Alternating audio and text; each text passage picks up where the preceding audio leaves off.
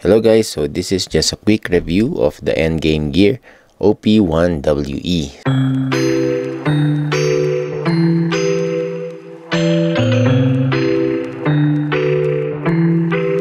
So quick lang siya guys kasi para rin lang tong XM2WE pagdating sa specs, pero pag sa shape sobrang magkaiba ang shape nito sa XM2WE. Hindi siya smaller version or mini version. The OP1 is totally a different shape. It's smaller. Ayan, mas mataas yung hump and then mas narrower yung sides niya. So quick specs natin, it's 118 by 61 by 37 millimeters ang dimensions niya. Makikita natin sa elo shapes yan, 59 grams ang weight niya. And my actual weight is actually 58 grams. Hindi ko lang alam kung gano'n ka-accurate yun. Pero yan, sakto lang yung, yung weight niya. Hindi magaan, hindi rin mabigat. And the sensor, yan, surprisingly, it's a 3370. Mas luma siya kaysa mga 3395 but it's still a solid sensor pa rin yan. Ang difference lang nila, syempre, mas mabilis ang tracking ng 3395 and mas efficient. Meron lang siyang motion sync. Okay, pero 3370 is not bad at all. Okay na okay pa rin yan for competitive gaming today. Okay, so isa dito ang Endgame Gear. So maliban sa Cooler Master MM712, itong OP1 is still 3370 because it's a WE. WE means walang earnings. Wireless essential. The switches are optical. This is Scale Go. Ito yung medyo mas mabigat ng konti. So, this mouse, by the way guys, is a modable mouse. Mod-friendly mouse. Yan, nakalabas na yung screw niya. So, tatanggalin nyo lang tong dalawang to. And then, mabubuksan na agad siya. Then, you can change the switches. And bibili kayo ng mod kit na tinatawag pero hindi pa available as of now. Diyan medyo matagal ang Endgame yan. Tagal nila mag-produce pero soon, yan, siguro next year na magkakaroon ng mod kit para dito. So pwede kayo magpalit ng skates. And then, yan, pwede nyong palitan ng lighter switches. Yan, kasi nakalagay dito, honestly, nabibigatan talaga ako sa Kailgo optical switches na to. So it's an 80 million clicks. And then, ang sides niya is GM 2.0. So, Kail din yan. Kail GM 2.0. Okay na okay naman siya. Parehas din lang sa XM2WE kung nakagamit na kayo ng ganun. Same na same lang din siya. Okay, the encoder is TTC Silver. Very smooth. Yan, medyo maingay nga lang. Pero at least hindi siya rough, hindi katulad ng mga gold. And then the MCU is a CX52850 to 1000 Hz ang polling rate niya.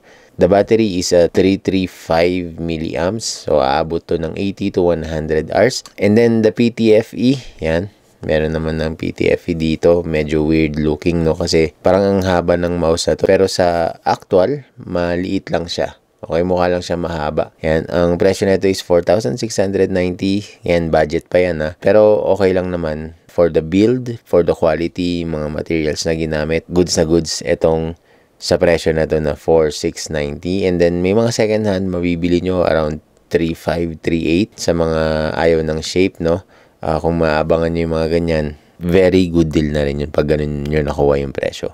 Okay, so ang laman naman nito is yung mga paperworks lang. Yan. Manual. Tapos itong warranty something. Tapos meron ditong pang maliit na envelope. Ang laman lang nito is yung skates niya sa center. Okay?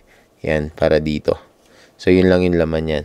Wala na siyang kasamang iba. And then, syempre, itong cable niya, maganda tong cable na to. Yung paracord na yan. Usable siya kung gagamitin nyo siyang wired. So, ito yung dongle for 2.4 and ito yung adapter.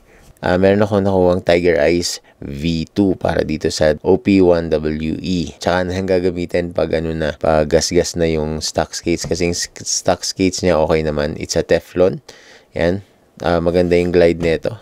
Yan, tama-tama yung glide niya. Medyo mabigat kasi yung mouse, kaya parang hindi siya maka-glide. Pero once na ginamit mo siya, ayan, very even yung glide niya. Okay?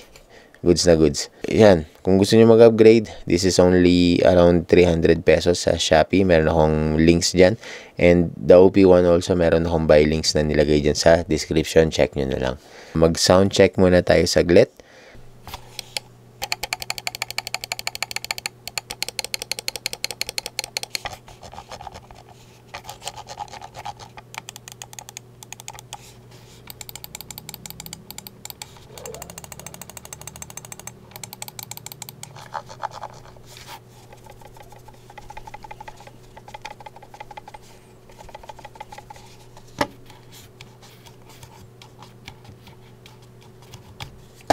Okay, so far so good. Ayos yung build quality niya. Alam naman natin ang endgame gear. Designed and sourced in Germany, mga materials na ginamit. Ang mga malalapit na shape na mouse sa market ngayon is the Vaxi NP01S and the Pulsar X2H Mini. Ganun ang vibe or ganun ang shape niya. So, hindi parehas na parehas pero parang ganun lang din yung vibe niya. So, it's a narrow waist or narrow sides, and then yan, mataas yung hump, high hump. Okay, mas narrow to lalo na pagdating dito banda. Okay, kaya it's good for claw grip. Yan, because this mouse is made for claw grippers. Aggressive or relax, yan, goods na goods dito. Or even mag fingertip, wala namang problema dito sa mouse na to. Pwede pa rin. Mabigat lang talaga yung click para sa akin. Okay, pero pag magaan yan, pag nag-fingertip grip ako, okay na okay siya. So, walang problema. Maganda yung micro movement and vertical movements. Yan, vertical aiming. Goods na goods ito. For your reference, guys, ang hand size ko is 19 by 10 centimeters.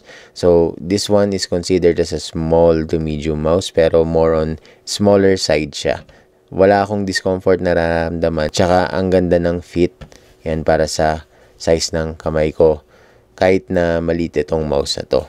Okay? Goods sa goods. So, hindi ko na kailangan mag-adjust honestly dito sa mouse na to. So, for my gaming experience and testings, yan, very stable, very comfortable, and no issues at all. So, wala akong na-encounter na issues. Medyo lang sa battery.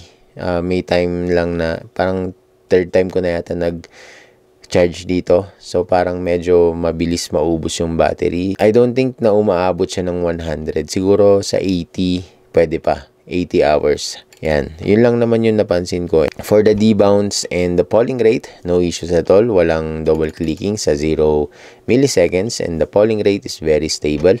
And then, isa pa yung heavy clicks, no? Maganda naman yung tunog niya, kaya lang mabigat talaga. Kung hindi mabigat siguro, or siguro sanayan na lang din yun. Masasanay lang din kayo. Pero pag dumating na yung mod kit na mas lighter, I suggest palitan nyo na agad. Trinay ko na rin tong buksan. Ayan, nakita ko na yung internals niya. Medyo maraming ribbons, maraming cable kayong tatanggalin. Pero straightforward, madali lang siyang kalikutin. Ayan, kasi nga mod friendly siya.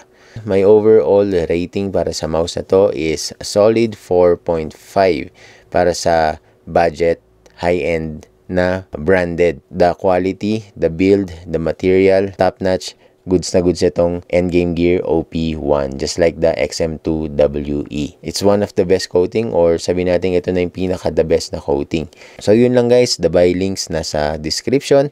And yan, please do subscribe to this channel. I'll see you again next time. Ingat kayo lagi. Goodbye for now.